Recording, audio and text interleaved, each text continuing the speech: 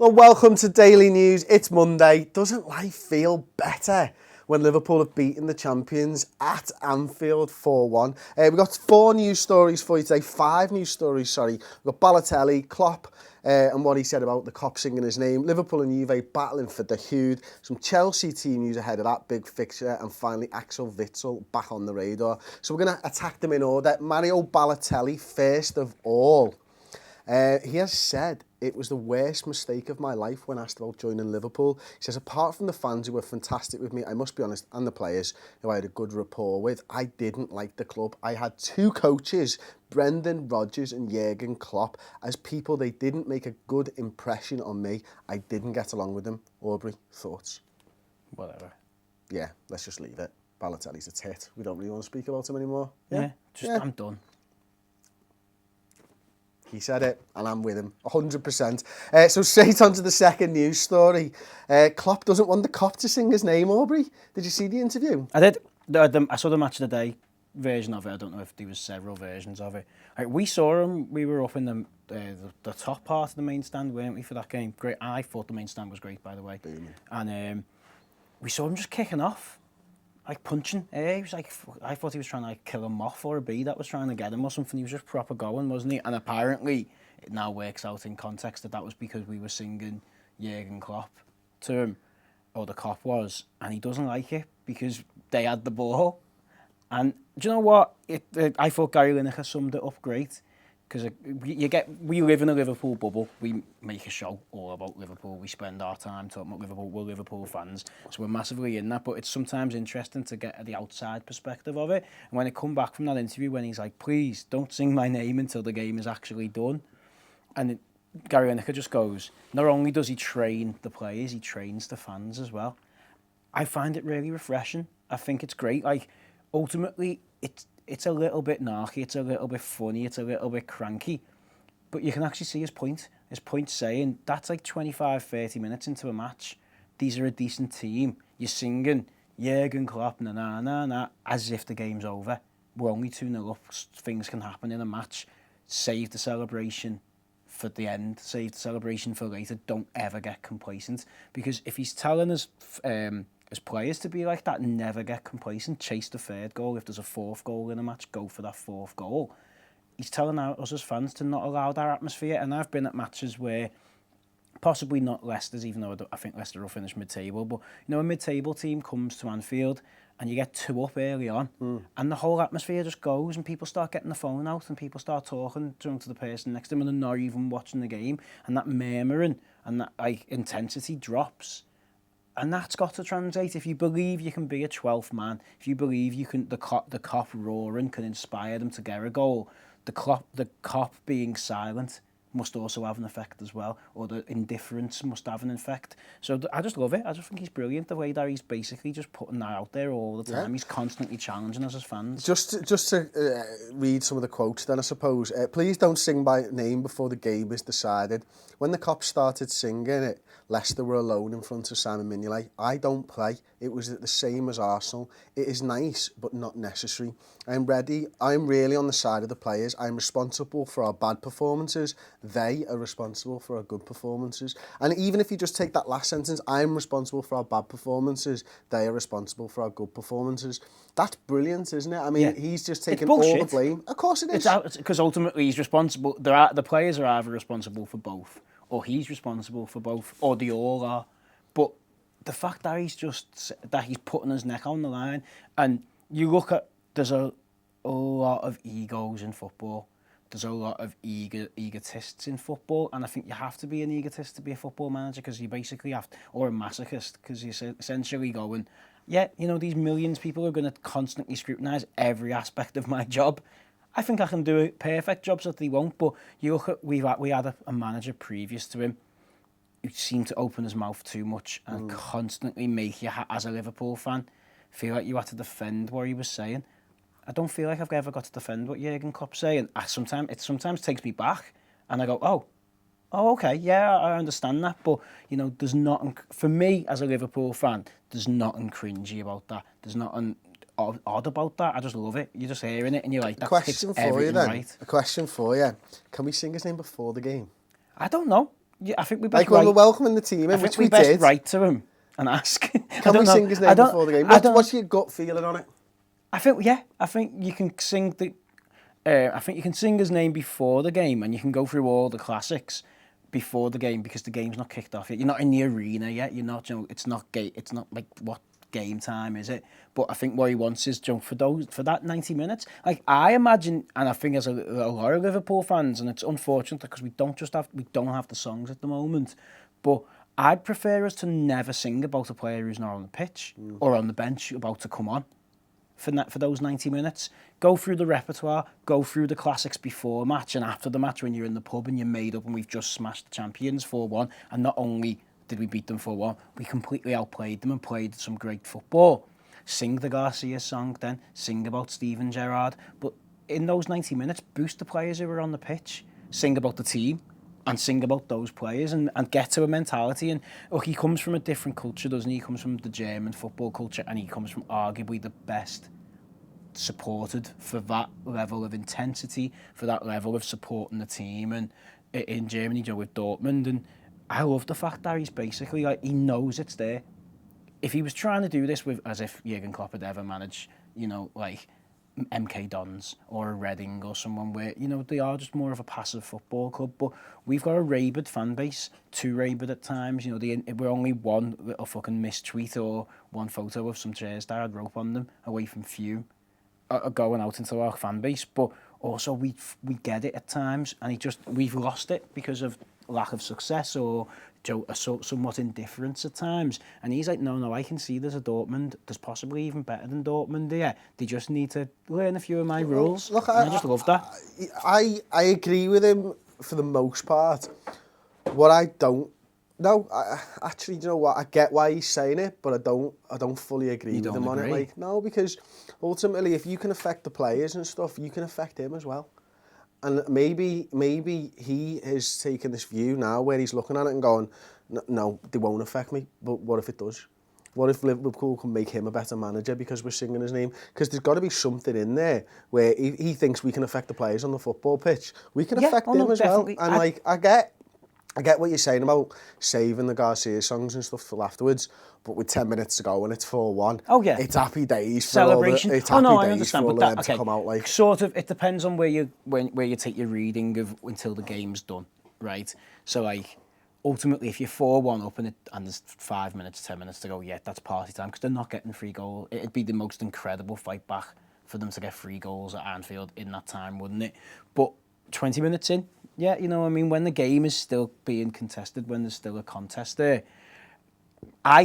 He was that interview again with Gary Lineker, wasn't he? The Lineker meets Klopp, and he says, I don't know what I'm doing on the sidelines. I don't understand why I pull these faces and celebrate the way I do. If I saw anybody else doing it, I'd think they were a madman. I think he gets so into his job, which is managing the team and watching that game, that I don't think it would affect him because he's just that crazy and that into it. Everyone's human though, aren't they, at the end of the day? Course. Like, so. And I think he appreciates it. Like he says, thank you. And he says in the quote that you've read out, it's nice.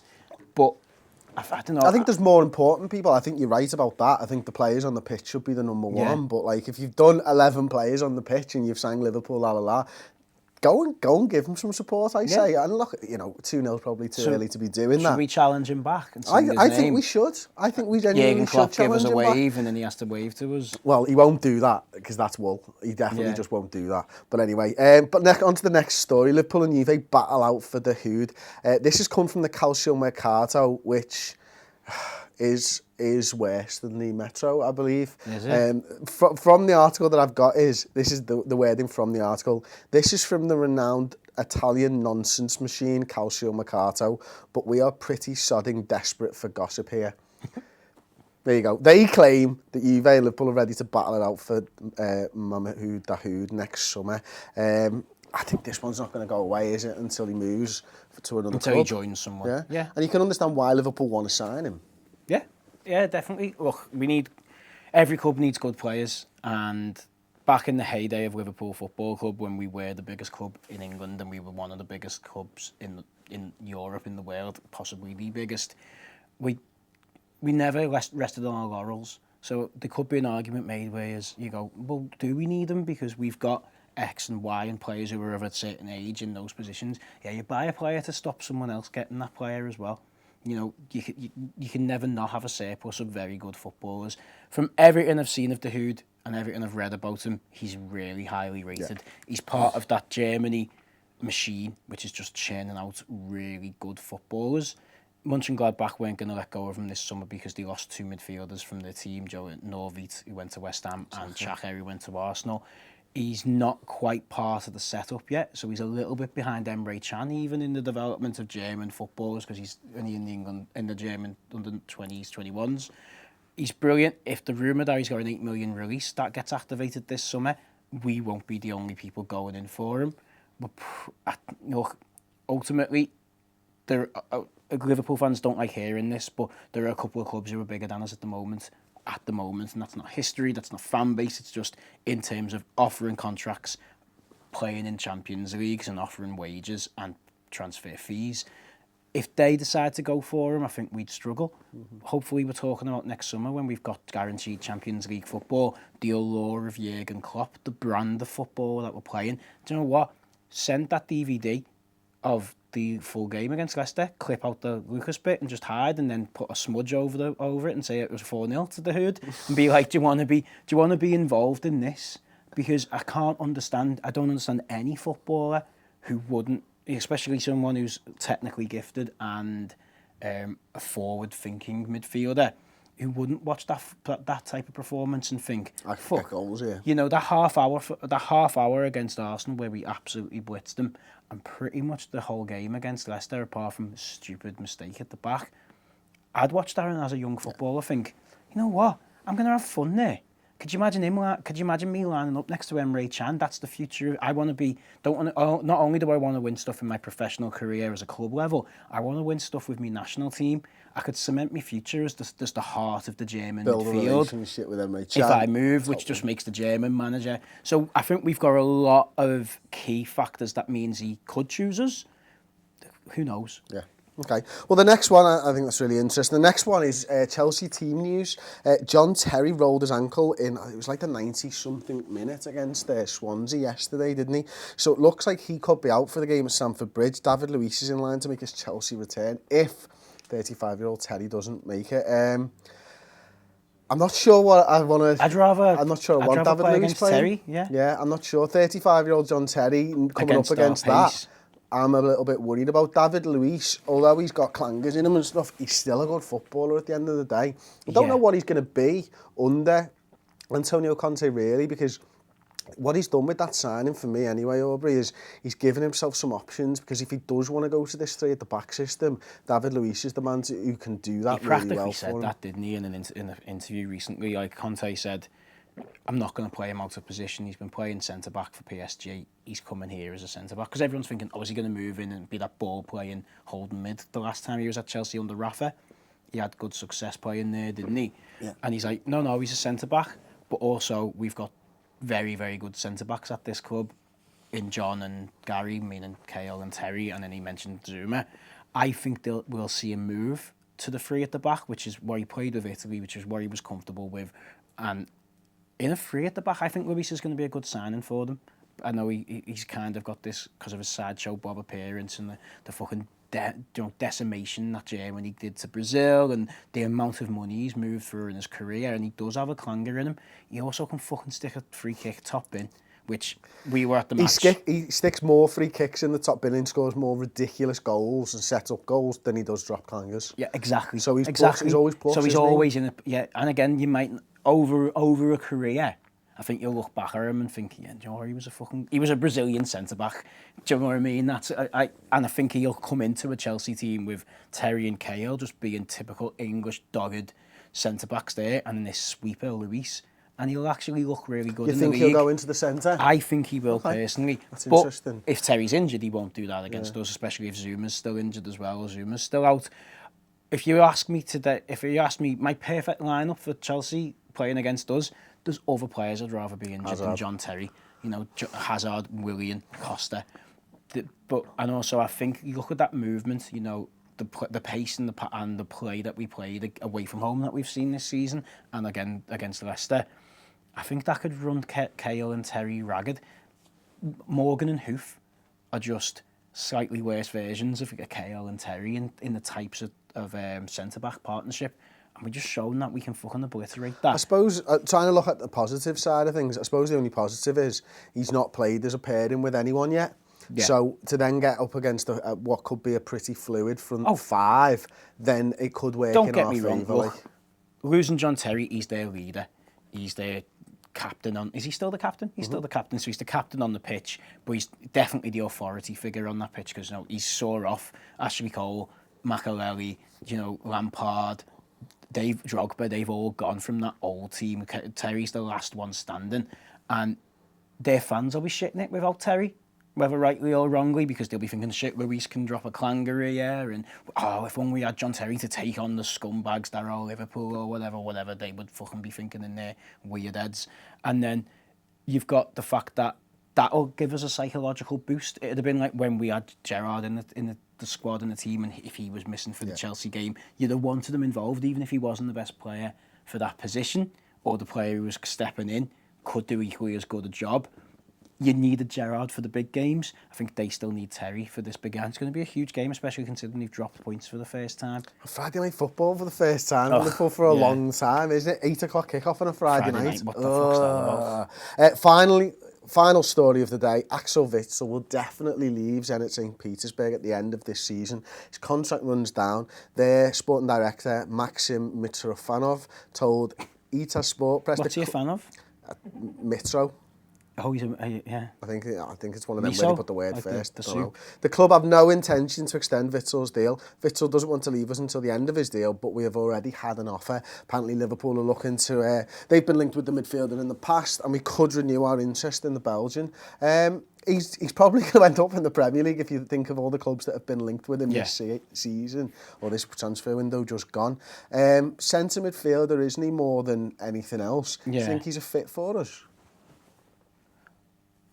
Yeah, again, I'm really torn on him.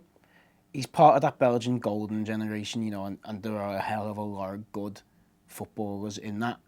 I remember watching him a couple of times and thinking he is quite good, but if he was that good, he'd have got his move already out of that league.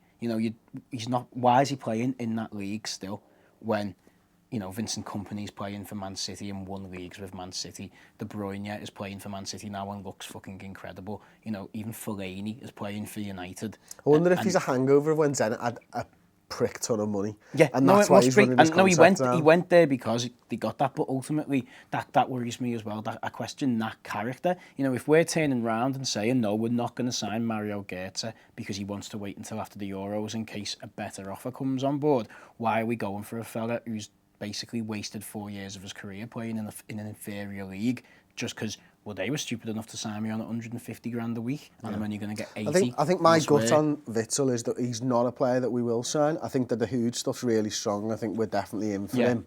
And I could see us moving back in for the kid at Dortmund and stuff as well. But I'm not sure whether this one is something that will come off. The fact of the matter is he's a Belgian international.